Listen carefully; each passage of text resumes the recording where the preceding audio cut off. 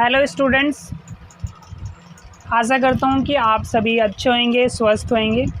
आज हम class 12th की पॉलिटिकल साइंस की बुक समकालीन विश्व राजनीति का फर्स्ट चैप्टर दो ध्रुवीयता का अंत द एंड ऑफ बायोपोलैरिटी पढ़ने जा रहे हैं।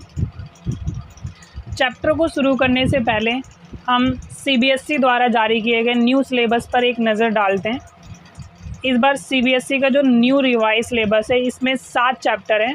आपका फर्स्ट चैप्टर है द एंड ऑफ बायोपोलैरिटी, जिसमें हम पढ़ेंगे सोवियत संघ के विघटन के बारे में और मध्य पूर्व संकट के बारे में पढ़ेंगे, जिसमें हम अफ़गानिस्तान संकट, गल्फ़ वार का मतलब है प्रथम खाड़ी युद्ध और खाड़ी युद्ध, इनके बारे में पढ़ेंगे।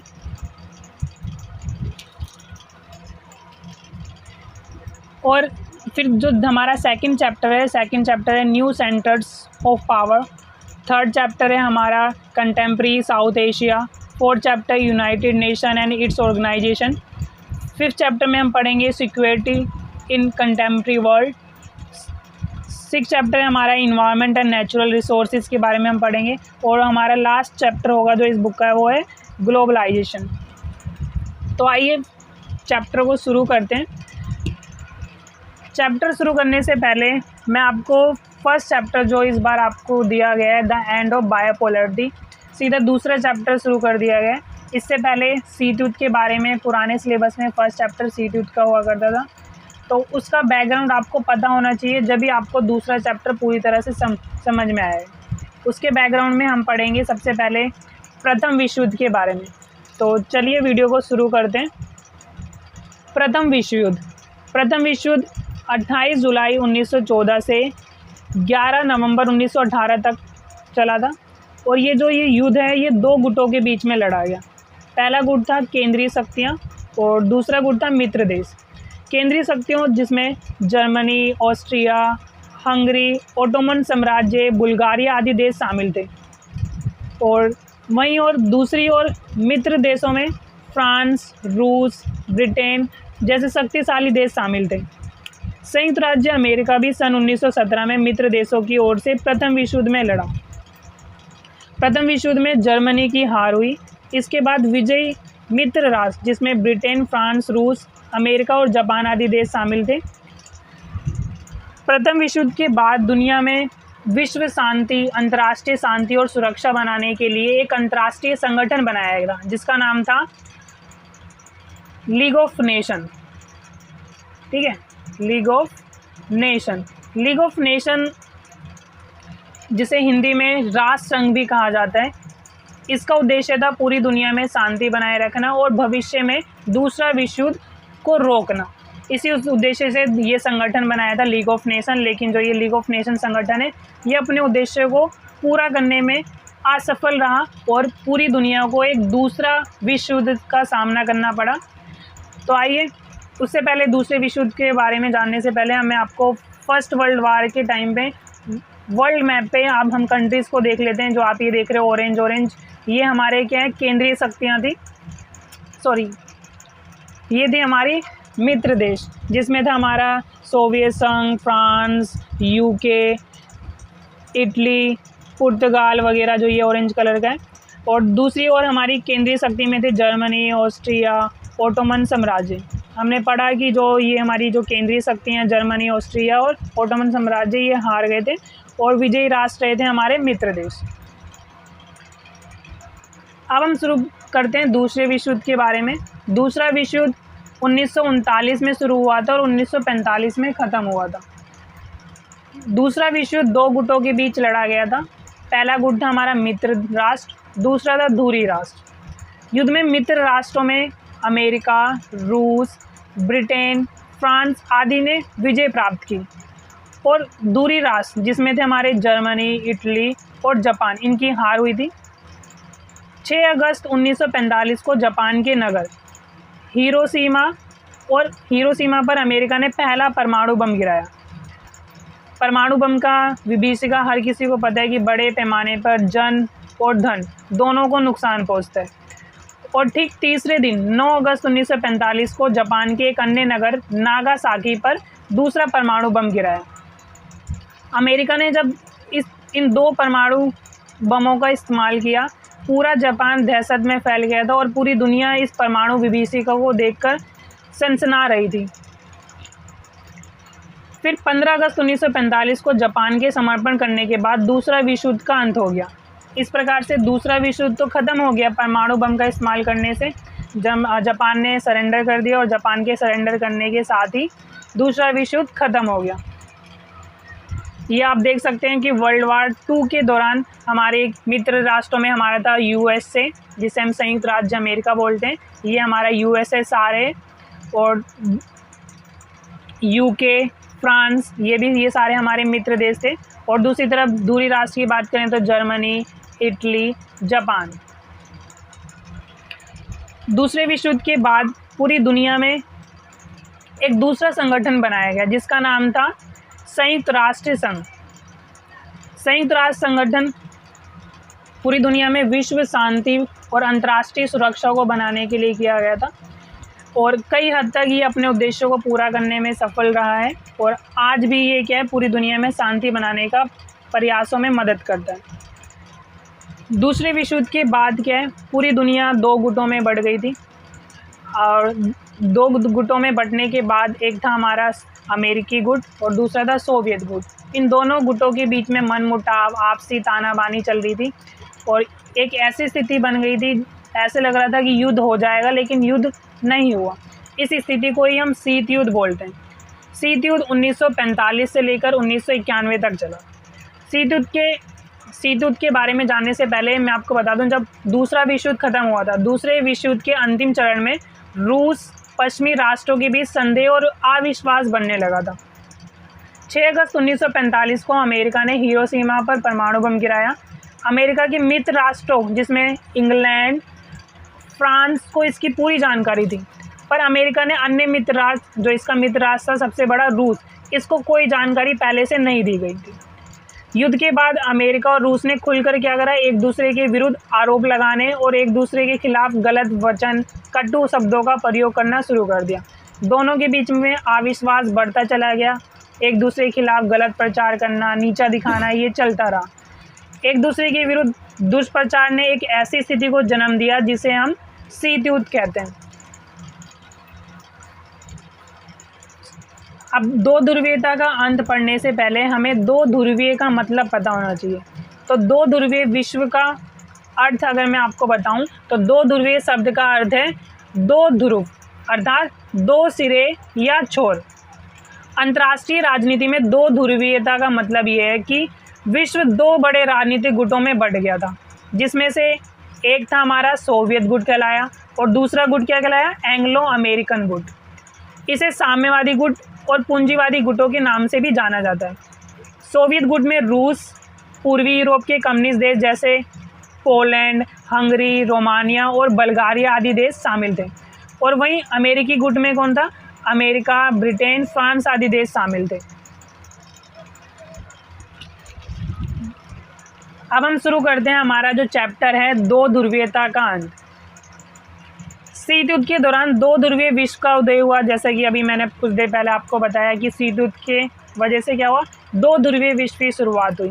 पूरी दुनिया 2 गुटों में बढ़ गई थी, एक था हमारा अमेरिकी गुट और दूसरा सोवियत गुट। दुनिया में अब 2 खेमे थे, एक खेमे का नेतृत्व अमेरिका के हाथों में था और दूसरे खेमे का नेता सोवियत संघ था। परंतु साम्यवादी खेमे के विघटन के साथ ही 2 ध्रुवीयता का भी अंत हो गया और अब विश्व में केवल एक ही बड़ी शक्ति अर्थात अमेरिका बची। इस वीडियो में हम जानेंगे कि क्या कारण थे जिसकी वजह से 1991 में सोवियत संघ का विघटन हुआ। सोवियत संघ का विघटन के क्या कारण थे और इतना बड़ा जो सोवियत संघ था वो कैसे टुकड़े हो गए इसके। सोवियत संघ के विघटन के बारे में पढ़ने से पहले मैं आपको बता दूं कि जो सोवियत संघ है वो किस तरह से अस्तित्व में आया। सबसे पहले 1917 की रूसी क्रांति विश्व इतिहास की एक बड़ी महत्वपूर्ण घटना थी। इस क्रांति ने रूस में एक नई तरह की आर्थिक और राजनीतिक व्यवस्था को जन्म दिया। सोवियत संघ में साम्यवादी व्यवस्था की स्थापना की गई थी। साम्यवादी में क्या होता है, साम्यवादी उस व्यवस्था को कहते हैं जिसमें उत्पादन और वितरण के संसाधनों पर सरकार का नियंत्रण होता है। सरकार बताती है कि आपको किस चीज़ का उत्पादन करना है, कितना करना है, कैसे करना है, और सब कुछ सरकार के हाथों में होता है। सोवियत संघ का थर्ड पॉइंट, सोवियत संघ का गठन 1917 की रूसी क्रांति, जिसे हम बोल्शेविक क्रांति भी कहते हैं, तो 1917 की बोल्शेविक क्रांति के बाद ही सोवियत संघ का गठन हुआ। सोवियत संघ को अंग्रेजी में USSR stand for union of Soviet socialist Republic, इसे हिंदी में हम बोलते हैं सोवियत समाजवादी गणराज्य। जो ये सोवियत संघ है, ये 15 गणराज्यों, सोवियत संघ में 15 गणराज्य शामिल थे। मतलब सोवियत संघ इतना बड़ा संघ था, ये 15 देशों को मिलाकर एक गणराज्य बना था। 6 पॉइंट है हमारा, समाजवाद और साम्यवादी विचारधारा के अनुसार बनाया गया था। अभी जैसे कि मैंने बताया, साम्यवादी में क्या होता है, सब कुछ सरकार के नियंत्रण में होता है। नेक्स्ट हमारी हेडिंग है सोवियत प्रणाली। सोवियत प्रणाली क्या थी? 1917 की रूसी क्रांति के बाद सोवियत संघ का गठन किया गया, जैसा कि अभी मैंने थोड़ी देर पहले बताया, जिसका उद्देश्य था समतामूलक समाज की स्थापना था। समतामूलक समाज मतलब समाज में सभी नागरिकों को एक समान दर्जा देना। सोवियत प्रणाली की बात करें तो सोवियत संघ की आर्थिक और राजनीतिक व्यवस्था को ही सोवियत प्रणाली कहा जाता है। अब जैसे कि मैंने यहाँ पे दिखा रखा है, देखो सोवियत प्रणाली किसे कहते हैं? सोवियत संघ की जो आर्थिक व्यवस्था है और वहाँ की जो राजनीतिक व्यवस्था है, इन दोनों व्यवस्था को ही सोवियत प्रणाली कहा जाता है। अब एक एक करके मैं आपको इन दोनों के बारे में बताऊँगा। सबसे पहले सोवियत प्रणाली की आर्थिक विशेषताएँ। सोवियत प्रणाली की आर्थिक विशेषताओं की बात करूं तो सबसे पहली आर्थिक प्रणाली की विशेषता थी समाजवादी अर्थव्यवस्था। समाजवादी अर्थव्यवस्था किसे कहते हैं? सोवियत संघ में उत्पादन और वितरण के संसाधन, जैसे कि कारखाने, खनिज पदार्थ हो गए हमारे, भूमि, बैंक और परिवहन के संसाधनों पर राज्य का नियंत्रण कायम किया गया था। इसी को ही हम बोलते हैं समाजवादी अर्थव्यवस्था। उद्योग और व्यवसाय सरकारी नियंत्रण में होते हैं समाजवादी अर्थव्यवस्था के अंदर। तो सोवियत प्रणाली की सबसे पहली विशेषता ये है कि जो वहाँ की अर्थव्यवस्था है वो कैसी है? समाजवादी। मतलब कि वहाँ के जो उद्योग हैं, व्यवसाय हैं, सब कुछ सरकार के नियंत्रण में होते हैं। सोवियत प्रणाली की दूसरी आर्थिक विशेषता है हमारी नियोजित अर्थव्यवस्था। 1928 में रूस पहली पंचवर्षीय योजना, 1928 में रूस में सबसे पहले पूरी दुनिया में पंचवर्षीय योजना को लागू किया गया था, और रूस ही हमारा देश है दुनिया में जिसने सबसे पहले पंचवर्षीय योजना बनाई थी। पंचवर्षीय योजना किसे कहते हैं? एक योजना जो 5 सालों के लिए बनाई जाती है, जिसमें कोई भी देश ये निश्चित करता है कि उससे इन 5 सालों में किन किन क्षेत्रों में अपना विकास करना है, किन किन क्षेत्रों में अपनी उन्नति करनी है। नियोजित अर्थव्यवस्था में सरकार तय करती है कि किन वस्तुओं का उत्पादन हो, कैसे हो, कितना हो, इसी को ही बोलते हैं हम नियोजित अर्थव्यवस्था। तो सोवियत संघ ने क्या है 1928 में नियोजित अर्थव्यवस्था को अपनाया। ये इसकी आर्थिक विशेषता है दूसरी सबसे बड़ी। तीसरी आर्थिक विशेषता है सोवियत प्रणाली की जीवन स्तर। जीवन स्तर मीन्स लाइफ स्टाइल। अगर मैं सोवियत संघ के लोगों के, वहाँ के जो नागरिक हैं, वहाँ के जीवन स्तर की बात करूँ तो राज्य द्वारा ये भूमिका निभाई जा रही थी कि सभी नागरिकों का जीवन स्तर उच्च स्तर का हो। तो राज्य की ओर से लोगों को जीवन स्तर उठाने के लिए उनके लिए आवास, शिक्षा, स्वास्थ्य व पेंशन आदि की व्यवस्था की गई थी। मतलब सरकार की तरफ से इंतजाम किया गया था कि उन्हें रहने के लिए एक अच्छा घर हो, उनको अच्छी प्रकार की शिक्षा मिले जिससे वो अपना विकास कर सकें, और उन्हें अच्छी स्वास्थ्य सुविधा मिले, बुढ़ापे, बीमारी के दौरान उन्हें पेंशन आदि की सुविधा मिले। दूसरा पॉइंट है नागरिकों को काम का अधिकार। सोवियत संघ दुनिया का एक पहला देश था जिसने अपने नागरिकों को काम का अधिकार दिया था। काम का अधिकार देने का उद्देश्य यही था कि सभी नागरिकों को क्या रोजगार मिले और वो अपने जीवन स्तर को ऊंचा उठा सके। ये थी सोवियत प्रणाली की 3 महत्वपूर्ण आर्थिक विशेषताएं। अब नेक्स्ट सोवियत प्रणाली की अब हम राजनीतिक विशेषताओं की बात करते हैं। सोवियत संघ की राजनीतिक विशेषता की सबसे पहला पॉइंट है हमारा कम्युनिस्ट पार्टी की तानाशाही। कम्युनिस्ट पार्टी की तानाशाही का मतलब है सोवियत संघ में सिर्फ एक ही पार्टी का दबदबा था, वो थी हमारी कम्युनिस्ट पार्टी। कम्युनिस्ट पार्टी तानाशाही थी, मतलब वो किसी अन्य राजनीतिक पार्टी को मुकाबले में खड़े नहीं होने देती थी। अगर कोई दूसरी पार्टी, पॉलिटिकल पार्टी अगर खड़ी होती थी तो कम्युनिस्ट पार्टी उसे डरा धमका कर क्या उसे गिरा देती थी। सोवियत प्रणाली की दूसरी विशेषता हमारा समाचार पत्रों, रेडियो और टेलीविज़न पर सरकार का एक अधिकार, अर्थात सरकार जो चाहेगी वही समाचार पत्र दिखाएंगे, वही छापेंगे, रेडियो में वही सुनाएगी सरकार, रेडियो के द्वारा वही सुनाया जाएगा जो सरकार चाहेगी, और इसी प्रकार से वही छापा जाएगा, वही दिखाया जाएगा, वही सुनाया जाएगा जो सरकार चाहेगी। कोई भी ऐसी घटना के बारे में या कोई भी ऐसा विषय जो सरकार नहीं चाहती कि जनता को उसके बारे में पता चले, तो मीडिया वो सब कुछ नहीं दिखा सकती थी। तीसरी राजनीतिक विशेषता है सोवियत प्रणाली की अफसरशाही। अफसरशाही जिसे हम बोलते हैं नौकरशाही। अफसरशाही का मतलब है कि सब कुछ, जैसा कि अभी हमने थोड़ी देर पहले पढ़ा कि सोवियत संघ में क्या था, समाजवादी अर्थव्यवस्था थी। समाजवाद में क्या होता है, सब कुछ सरकार के नियंत्रण में होता है। सरकारी नियंत्रण में होंगे तो उसमें जो सरकारी अधिकारी होंगे, अधिकारी तो सारा कार्य करेंगे।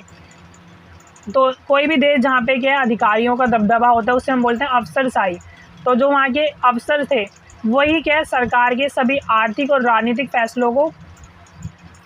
फैसलों के जो भी महत्वपूर्ण डिसीजन है, निर्णय, वो ये अफसर लोग ही करते थे। सोवियत प्रणाली की जो राजनीतिक विशेषता का जो हमारा 4th पॉइंट है वो है हमारा निजी अधिकारों और नागरिक स्वतंत्रता का अभाव। अर्थात जो सोवियत संघ के जो नागरिक थे उन्हें कोई निजी अधिकार नहीं दिए गए थे, कोई उनको नागरिक स्वतंत्रता नहीं दी गई थी। 5th हमारी विशेषता है राजनीतिक विशेषता, सोवियत संघ में 15 गणराज्य शामिल थे, जैसा कि पहले भी हमने पढ़ा, लेकिन संविधान द्वारा केंद्र को असाधारण शक्तियां दी गई थी, अर्थात रूस को।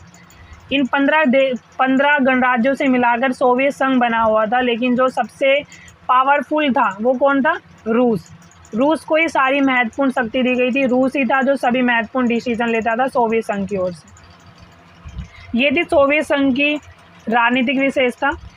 सोवियत संघ की राजनीतिक जो हमने पढ़ा, सोवियत संघ की आर्थिक विशेषता और ये जो राजनीतिक व्यवस्था, इसे ही सोवियत प्रणाली कहते हैं।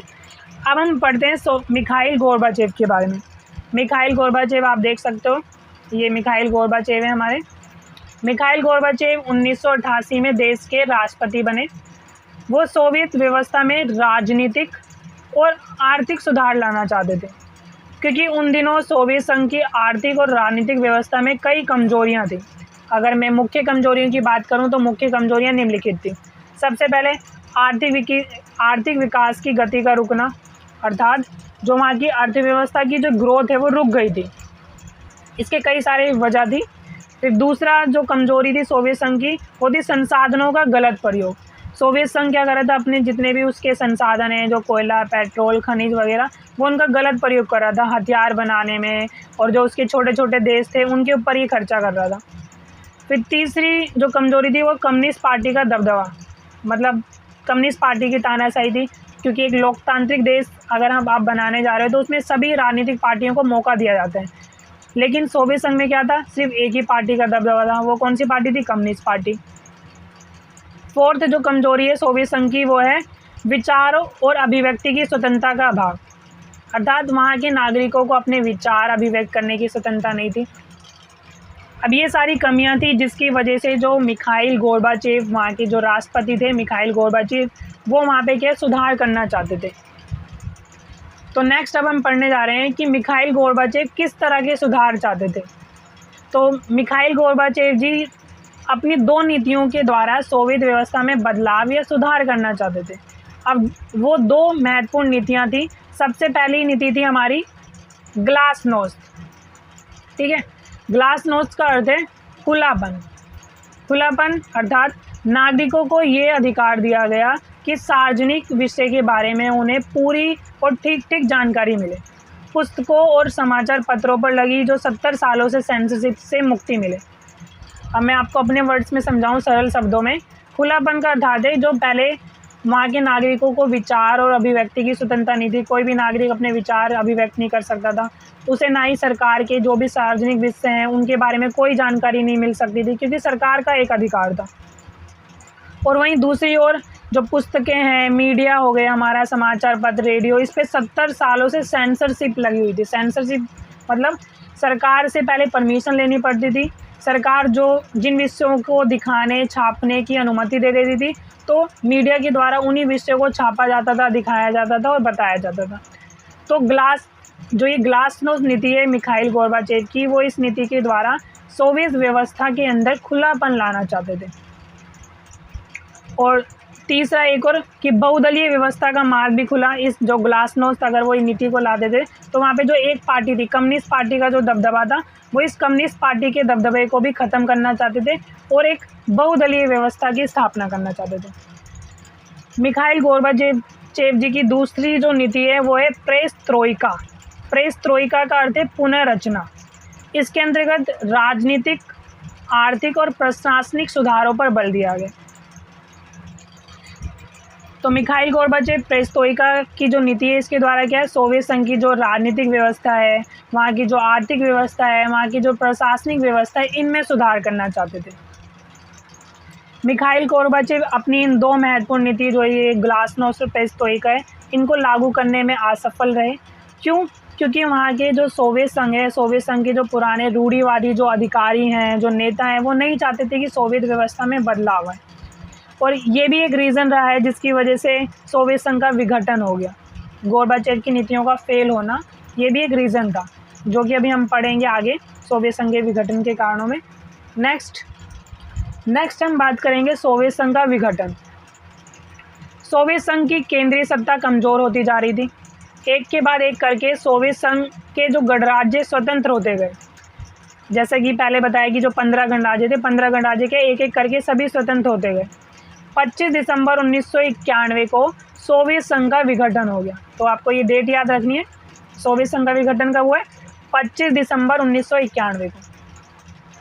जिन 15 गणराज्यों को मिलाकर सोवियत संघ एक बहुराष्ट्रीय राज्य हुआ करता था, उनमें से 12 राज्यों ने मिलकर स्वतंत्र राज्यों के राष्ट्रकुल, जिसे इंग्लिश में Commonwealth of independent state CIS कहते हैं, इसकी स्थापना करी थी इन 12 राज्यों ने। और 3 बाल्टिक गणराज्य जिसमें लातविया, एस्टोनिया, लिथुआनिया उसमें शामिल नहीं हुए। सोवियत संघ का सबसे बड़ा गणराज्य रूसी गणतंत्र अब रूसी संघ के नाम से जाना गया। सोवियत संघ की सुरक्षा परिषद का संयुक्त राष्ट्र संघ, जो ये हमारे UN जो दूसरे विश्व युद्ध के बाद बना था, UNO संयुक्त राष्ट्र संघ, इसकी सुरक्षा परिषद का जो स्थायी सदस्य अब रूसी संघ को ही माना गया। अब हम बात करते हैं सोवियत संघ, जो इतना बड़ा गणराज्य, इतना बड़ा संघ रह चुका है, 15 गणराज्यों को मिलाकर बनाया गया था। क्या कारण थे जिसकी वजह से सोवियत संघ का विघटन हो गया?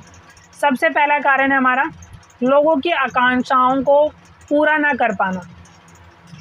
जो सोवियत संघ के जो नेता हैं, जो वहाँ के राष्ट्रपति थे, वो लोगों की आकांक्षाओं को पूरा नहीं कर पा रहे थे, जिसकी वजह से इतना बड़ा जो सोवियत संघ है वो टूट का कारण बना।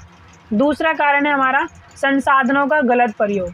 सोवियत संघ अपने सभी संसाधन, जिसमें पेट्रोल, डीजल, खनिज पदार्थ, इन सब का गलत प्रयोग कर रहा था। गलत प्रयोग इन द सेंस वो हथियार बनाने में, मिसाइल बनाने में, और जो छोटे छोटे जो देश थे जो इसके गुट में शामिल थे, उनके ऊपर ही खर्चा करता था। और अपने विकास पे खर्चा करने की बजाय वो इन संसाधनों का प्रयोग क्या है, इन छोटे छोटे देशों के ऊपर और हथियार बनाने पर कर रहा था, जिसकी वजह से जनता में आक्रोश बढ़ता चला गया। सोवियत संघ के विघटन का तीसरा कारण है पश्चिमी देशों के प्रति गलत प्रचार। सोवियत संघ क्या करता था, अपने नागरिकों को रेडियो, टेलीविज़न के माध्यम से ये प्रचार करता था कि सोवियत संघ के लोगों का जो जीवन स्तर है वो पश्चिम के अमेरिका, फ्रांस, ब्रिटेन जो आदि जो देश हैं, वहाँ के नागरिकों की तुलना में काफ़ी ऊपर है, काफ़ी उच्च स्तर का है। लेकिन धीरे धीरे जैसे जैसे टेक्नोलॉजी का आविष्कार हुआ, लोगों ने क्या टेलीविज़न पर देखने लगे कि जो पश्चिम के जो देश हैं, वहाँ के जो लोग हैं, वो सोवियत संघ से बहुत आगे निकलते जा रहे हैं। तो उन्होंने क्या करा, सरकार का विरोध करना शुरू कर दिया, जिसकी वजह से सोवियत संघ का विघटन हुआ। सोवियत संघ के विघटन का फोर्थ कारण है आर्थिक विफलताएं। आर्थिक विफलताएं मीन्स जो सोवियत संघ की अर्थव्यवस्था है वो बहुत ही धीरे होती गई थी, बहुत ही धीमी हो गई थी। उसकी अर्थव्यवस्था की जो गति है बहुत ही स्लो होती गई थी और बहुत ही नीचे जाती जा रही थी धीरे धीरे, जिसकी वजह से सोवियत संघ का विघटन हो गया। सोवियत संघ के विघटन का 5वां सबसे महत्वपूर्ण कारण है वो है गोर्बाचेव की नीतियाँ। जैसा कि अभी हमने थोड़ी देर पहले डिस्कस करा था, मिखाइल गोर्बाचेव 2 नीतियाँ लाए थे, ग्लासनोस्ट और पेरेस्ट्रोइका। इन 2 नीतियों को अगर सफलतापूर्वक लागू कर दिया जाता तो कुछ हद तक सोवियत संघ का विघटन नहीं होता, लेकिन गोर्बाचेव की ये जो 2 नीतियाँ हैं ये फेल रही और जिसकी वजह से सोवियत संघ का विघटन हुआ। 6 कारण है सोवियत संघ के विघटन का, राष्ट्रवादी भावनाओं में वृद्धि। जैसे कि पहले ही हम सब जानते हैं कि जो सोवियत संघ है ये 15 गणराज्यों से मिलकर बना था। इन 15 गणराज्यों में धीरे धीरे क्या अपने राष्ट्र के प्रति देशभक्ति की भावना जागने लगी। राष्ट्रवादी भावनाओं में वृद्धि होने की वजह से ये गणराज्य एक एक करके सोवियत संघ से अलग होते गए, जिसकी वजह से सोवियत संघ का विघटन हो गया। सोवियत संघ का विघटन का 7वां कारण है हमारा पूर्वी यूरोप में कम्युनिस्ट पार्टी व सरकारों का पतन। दूसरे विश्व युद्ध के बाद क्या हुआ था, जो पूर्वी यूरोप का हिस्सा है वो सोवियत संघ मतलब पूर्वी यूरोप के देशों में ज़्यादातर क्या थी, वहाँ पे कम्युनिस्ट व्यवस्था थी, कम्युनिस्ट पार्टी का शासन था। लेकिन धीरे धीरे इन पूर्वी यूरोप के जो देश हैं वहाँ पे कम्युनिस्ट सत्ता कमज़ोर होती चली गई और धीरे धीरे करके कम्युनिस्ट पार्टी का जो शासन है, जो वहाँ की सरकार है, उनका पतन होता चला गया और साम्यवादी धीरे धीरे जो साम्यवादी व्यवस्था है वो धीरे धीरे ख़त्म होती चली गई। ये भी एक कारण था जिसकी वजह से सोवियत संघ का विघटन हुआ। सोवियत संघ के विघटन की लास्ट जो कारण है वो है पश्चिमी देशों की भूमिका। पश्चिम देश जिसमें अमेरिका, फ्रांस, ब्रिटेन, ये क्या करते थे, दुनिया में हर जगह ये पूंजीवाद और पूंजीवादी व्यवस्था को दिखा रहे थे कि पूरी दुनिया में सबसे अच्छी व्यवस्था कौन सी, सबसे अच्छी अर्थव्यवस्था कौन सी, पूंजीवादी अर्थव्यवस्था। तो दुनिया के ज़्यादातर देश क्या पूंजीवादी अर्थव्यवस्था की ओर आकर्षित होते चले। उन्हें लगा कि जो पूंजीवादी देश हैं वो क्या है, सोवियत व्यवस्था की तुलना में आगे बढ़ते जा रहे हैं, उनका विकास हो रहा है, पूंजीवादी देश आगे बढ़ रहे हैं, सोवियत गुट के जो देश हैं वो पीछे होते चले जा रहे हैं। यही सब कारण हैं जो हमने पढ़े। इन्हीं सभी कारणों की वजह से क्या है, सोवियत संघ का विघटन हो गया।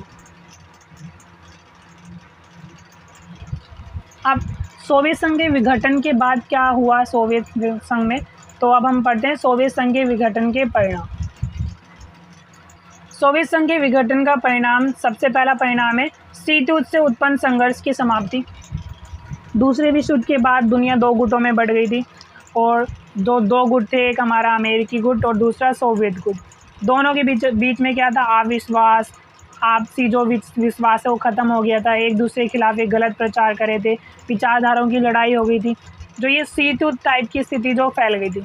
तो जब सोवियत संघ नहीं रहा, 25 दिसंबर 1991 को जब सोवियत संघ का विघटन हो गया, तो जो ये शीत युद्ध चला आ रहा था तो शीत युद्ध का भी अंत हो गया और 2 ध्रुवीय विश्व का अंत। पहले पूरी दुनिया में क्या है, पूरी दुनिया 2 गुटों में बटी हुई थी, एक था हमारा सोवियत गुट और दूसरा अमेरिकी गुट। तो जब सोवियत गुट का अंत हो गया, सोवियत गुट के अंत के बाद क्या हुआ, दुनिया में एक ही महाशक्ति बची, वो थी हमारी यूएसए। तो इस तरह से पूरी दुनिया में क्या हुआ, सोवियत संघ के विघटन के बाद 2 ध्रुवीय विश्व का भी अंत हो गया। सोवियत संघ के विघटन का तीसरा परिणाम है संयुक्त राज्य अमेरिका की सर्वोच्चता। अब जैसे कि थोड़ी देर पहले बताया कि सोवियत संघ के विघटन के बाद क्या हुआ, दुनिया में सिर्फ एक ही महाशक्ति बची, वो थी हमारी यूएसए। पूरी दुनिया में एक ही महाशक्ति का दबदबा, वर्चस्व कायम हुआ। पूरी दुनिया की जो अंतर्राष्ट्रीय राजनीति के जो फैसले थे वो यूएस से ले रही थी और धीरे धीरे पूरी दुनिया में क्या है, अमेरिका की सर्वोच्चता बढ़ती चलेगी। फोर्थ हमारा परिणाम है वो है विश्व राजनीति में अमेरिकी दबदबा या वर्चस्व कह लो। अभी जैसे कि मैंने बताया कि सोवियत संघ के विघटन के बाद पूरी दुनिया में अमेरिका ही सबसे शक्तिशाली देश बचा और पूरी दुनिया में अमेरिका का वर्चस्व देखने को मिला। ये वर्चस्व चाहे वो अर्थव्यवस्था के क्षेत्र में हो, आर्थिक क्षेत्र में हो, चाहे सांस्कृतिक क्षेत्र में देखा जाए हो, चाहे सैन्य शक्ति की नज़र में देखा जाए, सभी क्षेत्रों में अमेरिका का दबदबा बनता चला गया। सोवियत संघ के विघटन के बाद नए देशों का उदय हुआ। जैसा कि सोवियत संघ है वो 15 देशों से मिलकर बना था। अब ये 15 देश अलग ही तो हुए सोवियत संघ से। अब इन जो ये नए नए देश बने, ये कहाँ से अलग हुए थे, ये सोवियत संघ से हुए थे। इस प्रकार से नए देशों का उदय हुआ सोवियत संघ के विघटन के बाद। सोवियत संघ के विघटन के बाद रूस सोवियत संघ का उत्तराधिकारी बना। मतलब अब पूरी दुनिया में जो पहले यूएसएसआर था, यूएसएसआर का कह लो कि यूएसएसआर के ख़त्म होने के बाद, उसके विघटन के बाद अब पूरी दुनिया में यूएसएसआर का नेतृत्व किसने करा? रूस ने। सोवियत संघ के विघटन का नेक्स्ट परिणाम है वो है हमारा हथियारों की होड़ की समाप्ति। पहले क्या था, दोनों महाशक्तियाँ अमेरिका और जो सोवियत संघ है, इन दोनों के बीच में हथियार बनाने, ज़्यादा से ज़्यादा परमाणु हथियार को इकट्ठा करना, परमाणु हथियार बनाना, अपनी पावर बढ़ाना, ये होड़ चल रही थी। तो जब सोवियत संघ का विघटन हो गया, अब विघटन के बाद सोवियत संघ के पास इतनी शक्ति नहीं बची थी कि वो अमेरिका से होड़ गए सभी चीज़ों में। तो अब एक ही शक्ति बची, वो थी हमारी अमेरिका, और जो हथियार बनाने की जो होड़ थी वो भी अब ख़त्म हो गई थी। फिर एक पूंजीवाद का दबदबा पूरी दुनिया में क्या थी? सोवियत संघ के विघटन के बाद से जो साम्यवादी व्यवस्था है, साम्यवादी व्यवस्था का जो दबदबा है वो धीरे धीरे ख़त्म हो गया। अब पूरी दुनिया में एक ही विचारधारा का दबदबा था, वो था पूंजीवादी विचारधारा। नेक्स्ट परिणाम है हमारा उदारवादी लोकतंत्र। सोवियत संघ के विघटन के बाद दुनिया के ज़्यादातर देशों ने क्या लोकतंत्र को अपनाया। ठीक है, पहले क्या थी? तानाशाही टाइप में एक पार्टी शासन करती थी, जैसे साम्यवादी देशों में ज़्यादातर। तो अब धीरे धीरे ज़्यादातर देशों ने क्या उदारवादी लोकतंत्र को अपनाना शुरू करा। ये थे सोवियत संघ के विघटन के परिणाम जो हमने पढ़े। ये सारे में महत्वपूर्ण पॉइंट है सारे। एग्ज़ाम में अगर क्वेश्चन आएगा तो वो इस तरह से आएगा कि सोवियत संघ के किन्हीं 8 परिणामों को बताओ, तो आपको ये हेडिंग वाइज इसकी एक्सप्लेनेशन के साथ आपको लिखना है। नेक्स्ट हमारा हेडिंग है शॉक थेरेपी। शॉक थेरेपी क्या था? जब सोवियत संघ का विघटन हो गया, सोवियत संघ के विघटन के बाद सोवियत संघ जो हमारा रूस बचा, रूस की अर्थव्यवस्था में कुछ चेंजेस किए गए। अब वो चेंजेस क्या थे? किसी को ये नाम दिया गया है शॉक थेरेपी। तो डिटेल में जानने से पहले मैं आपको इसी में बताता हूँ शॉक थेरेपी क्या है। शॉक थेरेपी का अर्थ है आघात या सदमा पहुंचाकर रोगी का इलाज करना। सोवियत संघ के विघटन के बाद रूस, मध्य एशिया के गणराज्य और पूर्वी यूरोप के देशों में पूंजीवाद की ओर संक्रमण का मॉडल था। तो शॉक थेरेपी क्या था? जितने भी हमारे साम्यवादी देश थे, चाहे वो रूस था, चाहे मध्य एशिया के जो साम्यवादी देश थे और जो पूर्वी यूरोप के देश थे, उन्होंने क्या करा? पूंजीवाद को अपनाया। साम्यवादी व्यवस्था को ख़त्म करके वहाँ पे क्या लागू किया गया? पूंजीवादी व्यवस्था को लागू किया गया। इसी को ही शॉक थेरेपी कहा गया। क्या करते हैं? जो एक शॉक थेरेपी मतलब डॉक्टर्स क्या करते हैं? मरीज को पहले चोट पहुंचाते हैं, फिर उसका इलाज करते हैं, इसलिए ये नाम लिया गया है शॉक थेरेपी। ठीक ऐसे ही सोवियत संघ के साथ भी ऐसी कुछ हुआ था। रूस की पूरी काया पलट की जानी थी। सदियों से, कई सालों से जो वहाँ पे साम्यवादी व्यवस्था थी उसे ख़त्म करके वहाँ पे क्या ला रहे थे? पूंजीवादी व्यवस्था ला रहे थे। तो ये क्या हो रहा था? एक रोगी था रूस, जो अभी उसका क्या हुआ? विघटन हुआ है। उसे क्या कर रहे हैं? डॉक्टर चोट पहुँचा रहे हैं। कैसे चोट पहुँचा रहे हैं? वहाँ पे क्या साम्यवाद को ख़त्म करके वहाँ पे पूंजीवाद को ला रहे हैं। कम्युनिस्ट शासन के खात्मे के बाद रूस में कुछ ऐसा ही हुआ। जिस तरह की आर्थिक और राजनीतिक व्यवस्था वहाँ मौजूद थी, उसके स्थान पर एक नए तरह की व्यवस्था कायम करने की कोशिश की गई। अभी तक रूस की कृषि, वहाँ की भूमि, उद्योग धंधों पर सरकार का नियंत्रण था, जिसे हम क्या बोलते हैं? साम्यवादी व्यवस्था कहा जाता है। परंतु अब इन्हें निजी नियंत्रण में लाया जा रहा था, जिसे पूंजीवादी व्यवस्था कहा जाता है। इसी प्रकार अभी तक रूस में कम्युनिस्ट तानाशाही मौजूद थी। सिर्फ एक ही पार्टी थी, दूसरी अन्य पार्टी को खड़ा नहीं होने दिया जाता था। अब वहाँ पर क्या था? लोकतांत्रिक संस्थाएं कायम करनी थी, मतलब लोकतंत्र को मजबूत बनाना था। इस प्रकार एक तरह से रूसी समाज और इसकी अर्थव्यवस्था की काया पलट की जानी थी, जो भारी उथल पुथल का कारण बनी। इसलिए इसे शॉक थेरेपी कहा जाता है। तो समझ में आया होगा आपको अच्छे से। अगर हम सरल शब्दों में शॉक थेरेपी को समझें तो गवर्नमेंट सेक्टर को प्राइवेट सेक्टर में बदलने को ही शॉक थेरेपी कहते हैं। पहले क्या था? सब कुछ गवर्नमेंट के अंडर था, इसलिए इसे क्या गया? Government sector. तो जब गवर्नमेंट सेक्टर से उसे प्राइवेट सेक्टर में बदला गया, मतलब तो निजी हाथों में भी कई सारी चीज़ें सौंपी गई, तो इसको हम बोलते हैं पूंजीवाद, जिसे हम बोलते हैं प्राइवेट सेक्टर को बढ़ावा देना। तो गवर्नमेंट सेक्टर को प्राइवेट सेक्टर में बदलने की जो ये प्रक्रिया है, इसी को ही शॉक थेरेपी कहा गया। अब इस शॉक थेरेपी की वजह से भी सोवियत संघ तो रहा नहीं, अब जो रूस है, रूस पे भी कई हानिकारक प्रभाव पड़े। अब हम शॉक थेरेपी के परिणाम पढ़ने जा रहे हैं। तो शॉक थेरेपी का सबसे पहले आर्थिक परिणाम में सबसे पहले आर्थिक संकट। सामूहिक कृषि फार्मों को निजी फार्मों में बदला जाना और सरकारी कल कारखानों को निजी क्षेत्रों में लाया जाना कोई आसान काम नहीं था। पहले क्या था, सब कुछ सरकार के नियंत्रण में था, सामूहिक फार्म हुआ करते थे, खेती भी सब कुछ सरकार के नियंत्रण में थी। अब इसे क्या कर रहे थे, निजी फार्म में बदला जा रहा था, मतलब निजी फार्मों में बदला था, निजी हाथों में लाया जा रहा था। ऐसी खेती की चीज़ों को भी और फैक्ट्री वगैरह को भी, कारखानों को भी। राष्ट्रपति और अन्य उच्च अधिकारियों के सगे संबंधियों ने सरकारी कल कारखानों और कृषि फार्मों को मिट्टी के मोल सस्ते दामों पर खरीद लिया। मतलब सरकार के जितने भी, कह लो कि सरकार से जुड़े जितने भी लोग हैं, उनके रिश्तेदार, नाते रिश्तेदार, उनके जुड़े हुए जो सगे संबंधी हैं, तो उन्होंने क्या करा, सभी फार्मों को, कारखानों को मिट्टी के मोल पर ख़रीद लिया। कल कारखानों की बिक्री कीमतें बहुत कम थी, इसलिए इसे इतिहास की सबसे बड़ी गैराज सेल कहा गया। मतलब सरकार की तरफ से ये मुहिम चलाई गई कि समाज का जो हर नागरिक है उसको भी क्या है, अधिकार होना चाहिए निजी प्रॉपर्टी रखने का, वो भी क्या अपना उद्योग धंधा खड़ा कर सकता है, कुछ भी काम कर सकता है। तो जब ये सरकारी फार्मों को, उद्योग धंधों को जब निजी हाथों में बदला जा रहा था, ये बदलने की जो प्रक्रिया है, सरकार की तरफ से सभी नागरिकों को एक अधिकार पत्र दिया गया था। ठीक है, इस अधिकार पत्र का क्या वैल्यू था कि जो नागरिक हैं इस अधिकार पत्र को दिखा के कोई भी जो नीलामी हो रही है उद्योग धंधों की, उनको खरीद सकते हैं। लेकिन जो लोग थे उस टाइम, उनके पास क्या, खाने के लिए पैसा नहीं था, उनकी स्थिति इतनी ख़राब थी कि उनके पास खाने के लिए पैसा नहीं था। तो ये बड़े बड़े फैक्ट्री वगैरह, इंडस्ट्री वगैरह ख़रीद के वो क्या करते, तो उन्होंने क्या करा, अपने ये जो अधिकार पत्र है इसको इन्होंने बेच दिया। और किन लोगों ने इसे ख़रीदा, जो पहले से ही समाज के जो अमीर लोग हैं, संपन्न लोग हैं, सरकार के जो अधिकारी हैं, उनके जो सगे संबंधी, उन्होंने आम गरीब लोगों से उस अधिकार पत्र को ख़रीद लिया और सभी उद्योग धंधे और फैक्ट्री, इंडस्ट्री, जो ये फार्म है जो मिट्टी के मोल बेचे गए थे, उनको खरीद लिया गया। इसे ही इतिहास की सबसे बड़ी गैराज सेल कहते हैं। तो ये सबसे बड़ा आर्थिक परिणाम था शॉक थेरेपी का।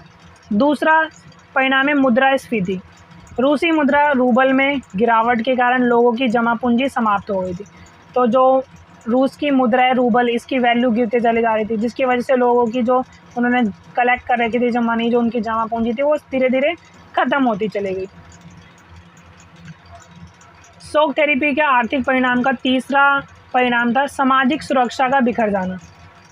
साम्यवादी व्यवस्था में पहले सभी नागरिकों को बुढ़ापे, बीमारी की स्थिति में सरकार की तरफ से सहायता पाने का अधिकार था, परंतु अब सामाजिक सुरक्षा का ये घेरा टूट चुका था, क्योंकि अब सरकार के नियंत्रण में तो चीज़ें रही नहीं। इसलिए गरीबी बेहद बढ़ गई थी और स्वास्थ्य सेवाएं पूरी तरह से ठप हो गई थी, क्योंकि जब समाज में जब सब कुछ सरकार के नियंत्रण में, तो सरकार की जिम्मेवारी बड़ी बनती थी कि नागरिकों के बुढ़ापे में, बीमारी में, इस स्थिति में सरकार की तरफ से सहायता दी जाती थी। लेकिन जब साम्यवाद को ख़त्म करके वहाँ पूंजीवादी व्यवस्था लाया गया, तो वहाँ पे गरीब लोगों को इसका सबसे ज़्यादा नुकसान झेलना पड़ा, जिसकी वजह से क्या हुआ, समाज की जो सामाजिक सुरक्षा वो बिखर गई। फोर्थ हमारी जो आर्थिक परिणाम है वो शॉक थेरेपी का, वह आर्थिक विषमताएं। खेत और उद्योगों के निजीकरण से सोवियत संघ में आर्थिक विषमता में जो वहाँ की आर्थिक विषमताएं वो बहुत बढ़ गई थी। क्या हुआ था वहाँ पे, अमीर हैं, अमीर और अमीर होते गए, गरीब और गरीब होते चले गए। जैसा कि मैंने अभी बताया कि जो उन्हें अधिकार पत्र दिया गया था, गरीबों के पास खाने के लिए पैसा नहीं था, तो वो उसको उद्योग धंधे को खरीद के क्या करते, तो पहले से ही उनके पास पैसा नहीं था, तो उन्होंने क्या, अमीरों के हाथ में वो अधिकार पत्र को बेच दिया, जिससे क्या हुआ, अमीर और अमीर होते चले गए, गरीब और गरीब होते चले गए।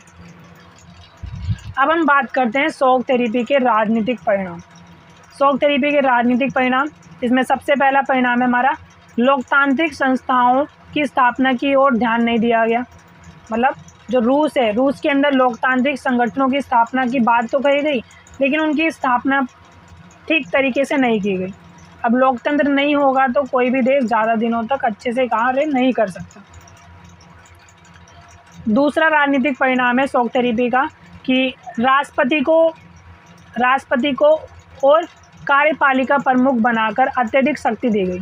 मतलब जो रूस का राष्ट्रपति था उसे सारी कार्यपालिका से जुड़ी सारी शक्ति दे दी गई, जिसकी वजह से जो राष्ट्रपति है वो सबसे ज़्यादा पावरफुल हो गया, सभी महत्वपूर्ण डिसीजन राष्ट्रपति लेने लग गए। तीसरा परिणाम है जो वहाँ का संविधान है, संविधान जल्दीबाजी में तैयार किया गया। कोई भी काम अगर हम जल्दीबाजी में करते हैं वो राष्ट्र की भलाई में नहीं हो सकता। तो ये देश था, वो जो देश ने संविधान बनाया वो भी जल्दीबाजी में। नेक्स्ट जो हमारा परिणाम है, शॉक थेरेपी की वजह से क्या हुआ, संसद में क्या हुआ, संसद अपेक्षाकृत कमज़ोर संस्था रह गई। मतलब जो संविधान है वो जल्दीबाजी में बनाया गया, राष्ट्रपति को जो कार्यपालिका का प्रमुख बना दिया गया। इससे क्या हुआ, जो संसद है, संसद बहुत ही कह लो कि पावरलेस संस्था बनकर रह गई। संसद के पास कोई ज़्यादा शक्ति नहीं बची। राष्ट्रपति येल्त्सिन की लोकप्रियता का ग्राफ नीचे आ गया था धीरे धीरे। मतलब उस टाइम वहाँ के राष्ट्रपति थे येल्त्सिन, तो लोगों के बीच में इनकी जो लोकप्रियता धीरे धीरे डाउन होती चली गई। एक ऐसी स्थिति आ गई कि देश में आपातकाल की घोषणा करनी पड़ी। तो ये थे हमारे सोवियत संघ के जो वहाँ पे शॉक थेरेपी लागू की गई उसके राजनीतिक परिणाम। यही था बस। Thank you. तो इस वीडियो में हमने सिर्फ सोवियत संघ के बारे में पढ़ा कि 2 ध्रुवीयता का अंत, जिसमें सोवियत संघ का विघटन, सोवियत संघ के विघटन के क्या कारण थे, फिर सोवियत संघ का विघटन क्यों हुआ, उसके कारण हमने पढ़े, और उसके परिणाम, शॉक थेरेपी, उसके बाद क्या हुआ, सोवियत संघ में किस तरह की व्यवस्था थी। ये फर्स्ट चैप्टर का ये पार्ट 1 था। अब इसके और भी कुछ टॉपिक हैं जो हम नेक्स्ट वीडियो में पढ़ेंगे इस चैप्टर के सेकंड पार्ट में। Thank you.